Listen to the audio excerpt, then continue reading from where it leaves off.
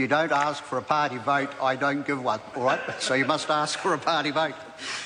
We now move to debate on clauses 99 to 132 in the schedule. The question is that Part 3 stand part. The Honourable Amy Adams. Yes, thank you, Mr Chairman. I did want to take a brief call to start our discussion on Part 3 of the bill, and there's really 2 points I wanted to comment on. And the first is to commend the work of the Select Committee, of course, across the consideration of the whole bill, which I've been remiss in not doing to date in this part of the, committee stage of the bill, but particularly in reviewing the changes that were made to this part of the bill, sir. I thought the committee made some excellent suggestions which really have enhanced the bill, particularly, sir, in the way that we have made it clear now through the Select Committee recommended amendments that any person can apply for an enforcement order to a consent and the consent conditions issued by the EPA, and I certainly think, sir, that will give considerable comfort to some parties who were concerned about that part of the bill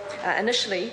The other part that the other change to this part of the bill, sir, that I do want to comment on is one of the more significant changes that I'm recommending in the SAP in my name, number 100, which, sir, is to clause 125 of the bill, 125 1B, where the bill, as reported back from Select Committee, contains a maximum penalty for a company for breaching the Act of $600,000, and, sir, through the SOP in my name, we are recommending that limit be increased to $10 million.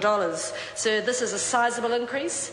It is more than simply moving it up a bit. It really represents a significant change and reflects, I think quite rightly, the severity of the potential actions in this space and the seriousness which we as a government, and I would hope we as a parliament, would reflect the views we would take of anyone breaching this Act. Sir, I think that it is a way in which this House can send a message to judicial bodies coming after us who are considering the appropriate manner in which to deal with any company who chooses to come here and have scant regard for the laws that this House puts in place.